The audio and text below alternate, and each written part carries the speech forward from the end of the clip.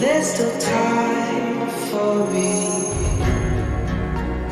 When my feet touch the concrete, I slip away. With my eyes wide open, I can't escape.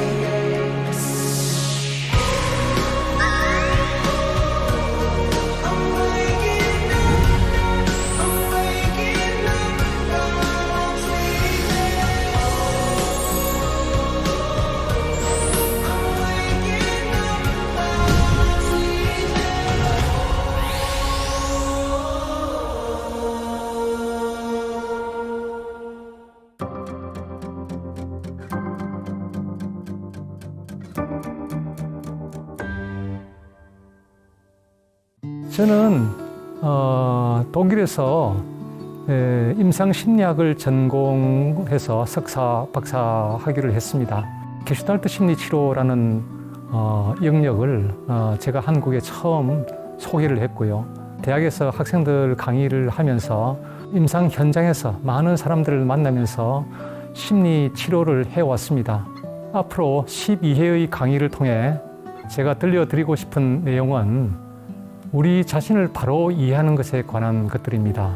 우리는 자기 자신을 잘 안다고 생각하지만 심리 상담을 경험하신 분들은 나에게 미안하다 이런 말들을 많이 합니다.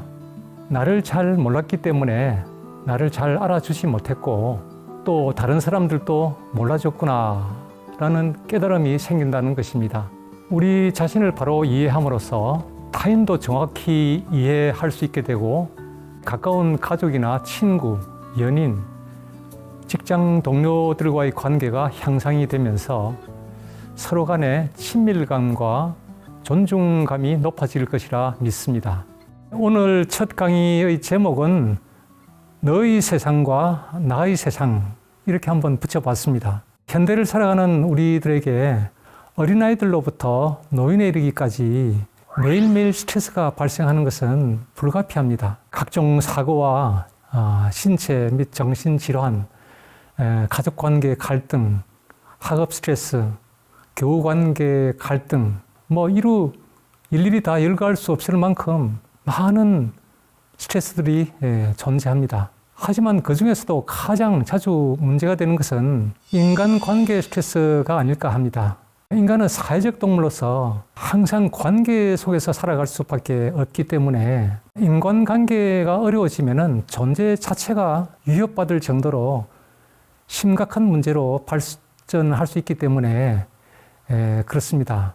자, 그런데 여기서 인간관계의 스트레스는 왜 생겨날까 하는 것을 우리가 한번 생각해 보자면은 너무나도 복잡한 인간관계를 단순히 몇 가지 원인으로 설명하기는 아무래도 어렵겠죠. 하지만 의외로 매우 간단할 수도 있습니다.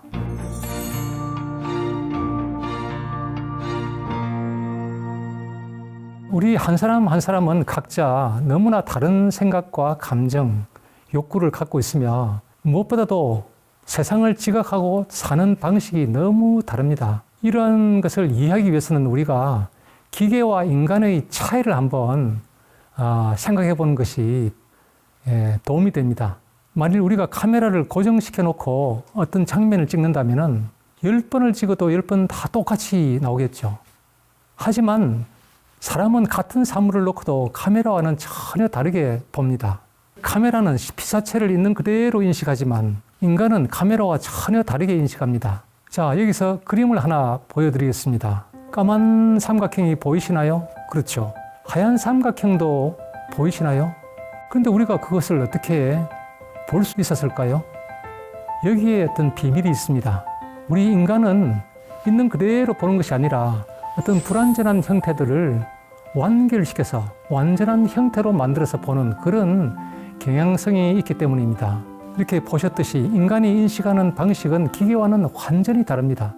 기계와만 다른 것이 아니라 사람마다 다 지각하는 것이 다릅니다. 인간을 이해하는 방식에 있어서 최초로 실험 심리학을 만든 사람이 이제 빌헬름 분트라는 사람이거든요. 우리의 어떤 그 마음이라는 것이 생각, 감정, 욕구, 뭐 신체 이런 것들이 하나하나 따로따로 분리되어 있다고 생각을 했습니다.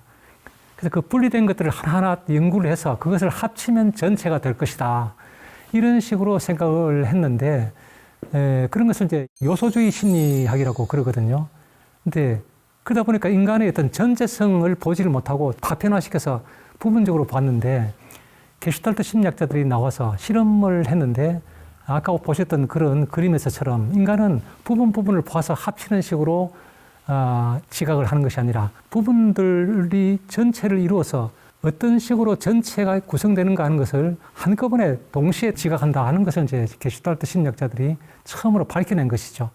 그래서 생각, 감정, 욕구, 신체 이런 것들이 따로따로 있는 것이 아니라 그것이 하나의 전체를 이루어서 유기적으로 연결된 그런 존재다 이런 뜻입니다.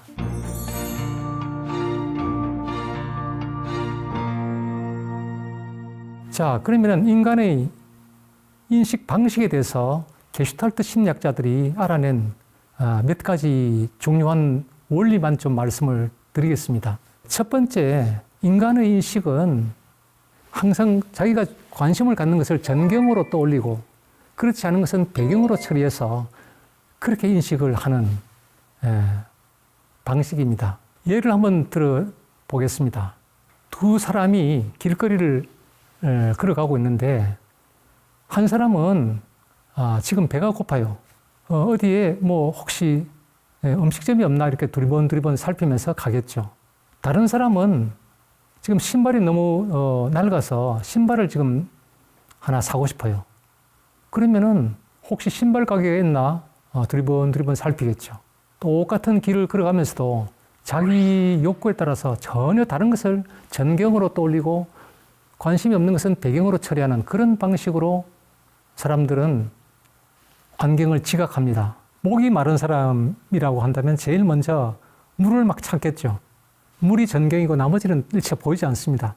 이제 물을 찾아서 물을 이제 마시고 나면은 갈증이 해소되고 나면은 그 이제 물이 이제 전경에서 사라지고 그 다음에 내가 아까 하던 그 숙제를 마저 해야지. 그러면 숙제가 이제 전경으로 다시 떠오르겠죠. 전경과 배경이 자연스럽게 이렇게 교체가 돼가는 그것이 우리 삶이거든요.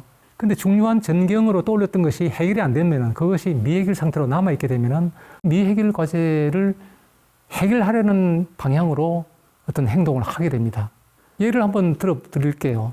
어떤 사람이 직장을 잘 다니다가 어느 날 사표를 내는 거예요. 저 사람이 왜 갑자기 사표를 내지?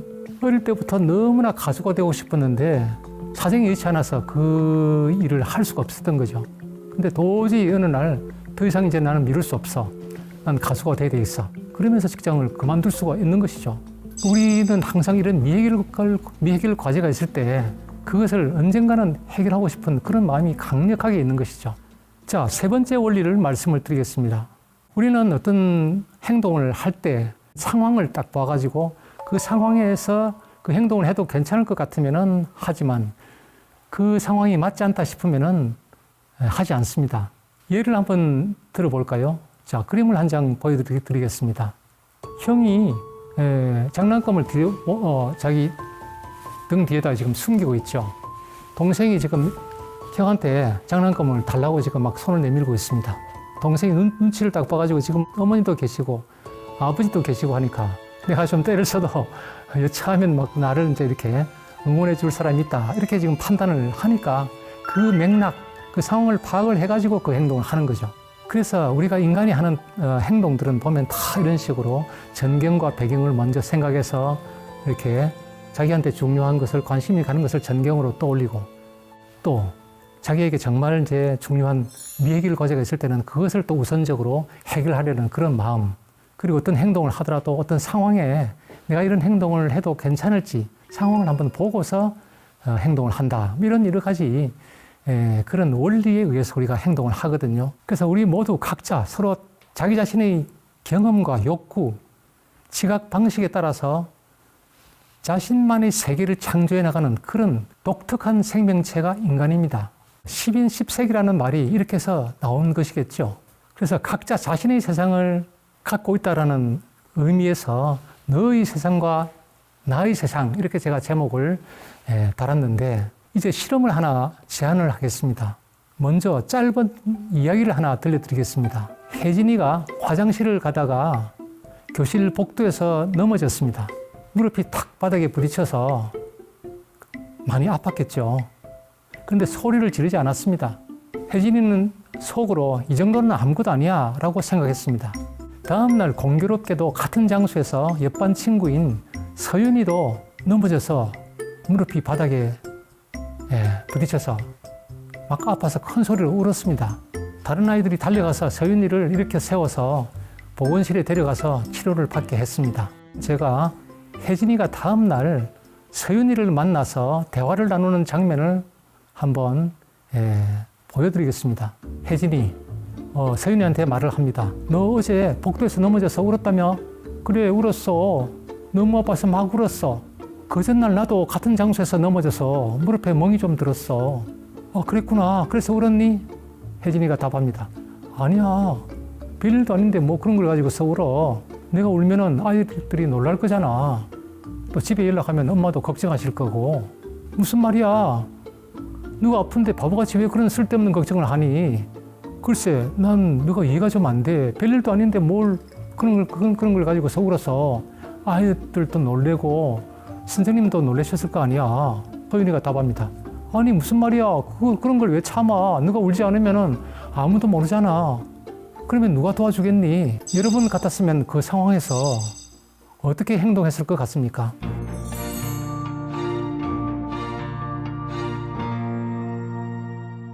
같은 질문을 30세에서 60세까지 다양한 심리 상담 전공자들을 한 20명에게 제가 질문을 했습니다. 놀랍게도 한 80% 정도의 사람들이 자기는 혜진이처럼 행동했을 것 같다 이렇게 대답을 했습니다. 자, 이제 그림을 한 장 보실까요? 아빠가 술을 마시고 있고 아이들은 걱정스러운 표정으로 아빠를 보고 있네요. 아빠에게 오늘 무슨 일이 있었던 것일까요? 식구들이 단란한 가정 연주회를 하고 있는 것 같네요. 아이들이 연주를 하고 엄마는 반주를 하고 있네요. 아빠는 곁에 서서 노래를 부르고 있죠. 가족들 모두가 편안하고 행복한 모습입니다. 자, 여러분, 혜진이와 서윤이의 대화를 한번 다시 기억해 보실까요? 혜진이네 집과 서윤이네 집이 어느 쪽인지 혹시 짐작이 되시나요? 그렇죠? 아빠가 술 마시는 집이 혜진네 집 같죠? 두 가정을 방문한 다음 지금 여러분은 혜진이와 서윤이의 행동에 대한 느낌이 좀 어떠신가요? 처음 이런 장면을 보기 전에 떠올랐던 생각하고 지금 이렇게 두 가정을 방문하고 난 다음에 느낌은 조금 차이가 있겠죠. 보통 사람들은 팩트만 따지거든요. 넘어진 사건인데 넘어졌을 때 내가 이 상황에서 내가 아파서 울 것이냐 아니면은 참을 것이냐 이 행동을 자기가 선택을 하잖아요. 그 선택을 하는 것을 내가 어떻게 행동할까 하는 이걸 맥락도 보고 자기 전경도 보고 그죠?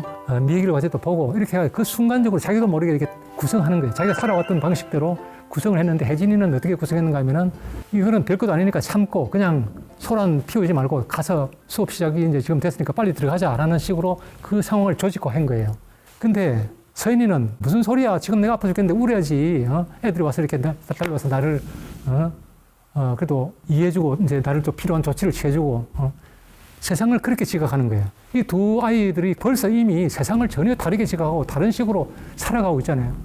문제는 혜진이처럼 사는 사람들은 서윤이처럼 행동하는 것이 이기적이다, 좀 이상하다 이렇게 보기가 쉽고 또 서윤이 같은 입장에 있는 사람들은 혜진이가 좀 너무나 좀 찌질한 거 아닌가, 좀 이상하다 이렇게 볼 수도 있거든요. 그런 것들이 서로에 대한 이제 이해가 부족하기 때문에 서로에 대해서 이제 평가적으로 대하기가 참 쉽고 그런 것들이 사소한 것 같지만은 그런 것들이 부딪히다 보면 사회에서 보이지 않는 그런 인간관계에서 문제가 참 많이 되죠.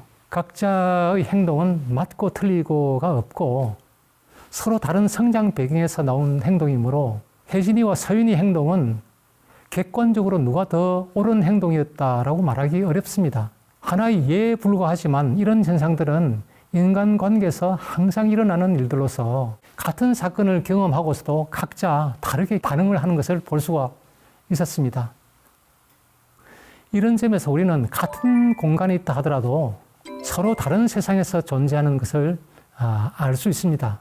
인간관계 스트레스의 근본적 원인은 우리가 각자 서로 다른 세상에서 온 존재라는 사실을 모르거나 아니면 아예 알려고 하지 않기 때문에 발생한다고 할 수 있습니다. 혜진이와 서윤이가 서로 다른 성장 배경이 있었고 서로 다른 욕구가 있었죠. 그에 따라서 서로 상황을 달리 인식을 했기 때문에 다르게 행동을 한 것일 뿐입니다. 오늘은 인간 존재가 능동적으로 자기 세상을 인식하고 구성하는 존재로서 각자 자신의 성장 배경과 학습 경험, 욕구와 목표에 따라 서로 다른 너의 세상과 나의 세상을 갖고 있으므로 서로의 세상을 나의 관점에서만 보지 말고 너의 관점에서도 볼 수 있을 때 서로 이해하고 소통해 나갈 수 있다는 것을 심리학적인 관점에서 알아보았습니다. 다음 시간에는 이 시간의 주제를 좀 더 확장해서 이해받는 것은 모욕이다 라는 제목으로 인간관계에서 가장 중요한 이해와 소통의 문제에 대해 함께 공부하는 시간을 갖도록 하겠습니다. 감사합니다.